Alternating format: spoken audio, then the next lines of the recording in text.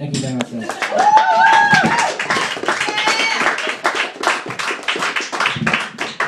Single thing, everybody! He's right. I don't like it when people write they were here. When I do graffiti, I just like to write, no Jews. Or, get out, Jews! You know, anything with Jews at the end. Next guy knows who he is, and then we're going to have Prakash Hassalan. And after Prakash, we're going to have, Paul DeVries, but right now, give it up for David Colombo, everybody! Thank you. David, I was sick too. I appreciate it, because now if someone gets sick using this mic, they won't know which one of us it was that caused it. I have not been doing very well with women. I think at this point, the only thing I really want from a relationship is someone to tell me if I have holes in the back of my clothes. I'm starting low, and I don't know. It's been so long since I've had sex. I was talking to somebody the other day, and I realized that I actually forgot what the word vagina meant for a minute. He was talking to me, and he mentioned the word vagina in conversation, and I'm not kidding, in my head, I was like, is that a type of fish? Like, it really happened. It's ridiculous. I don't think I'm bad at sex. A lot of comedians are like, oh, fuck, I'm bad at sex. I'm okay at sex, but what kills it for me is the dirty talk. Because I can nail the nouns, I can nail the verbs. Possessive adjectives elude me. Because I get nervous, you know? I know that somebody's sticking something somewhere, but then I'll be like, oh yeah, my pussy! You're pussy! And then it's just kind of like over, you know, by that point, you know? Which is why I kind of wish I was gay, because then it just kind of wouldn't matter, you know? Like, oh yeah, my dick! I mean, your dick! My dick too! Dicks all around! Like, it'd just be kind of fine. Is somebody grown dicks all around? I don't know. I've been sick, I apologize. I don't know. So yeah, I was engaged to be married for a while to this girl, and we broke up because I forgot the translation to the Latin tattoos she had all over her body.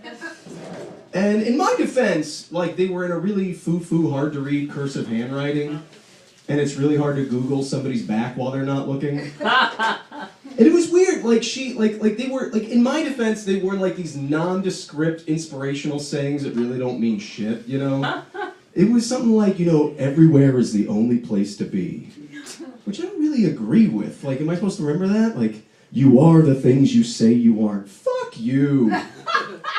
If I'm gonna get, like, a Latin tattoo, or, like, a tattoo on my body, it's gonna be something practical that I have to remember. It's gonna be something like, you know, the 5 doesn't go past Bowling Green after 8 p.m. or something like that. This is a side note. Anyone worried that something really bad happened to that poor woman who announces the train stops at Atlantic Avenue Barclay Center?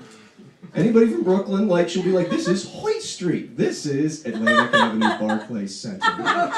She'll lose her kid at Target? What the fuck happened? I don't know. Yeah, like, and I don't know, like, I think that practicality that I have about wanting something practical as a tattoo kind of also ties into movies. Like, guys like movies with practical titles. Who's in the movie? Rocky. Where's the movie take place? The bridge on the River Kwai, you know? Women like movies that are like titles that are prepositions in the middle of a sentence that you don't know the context to.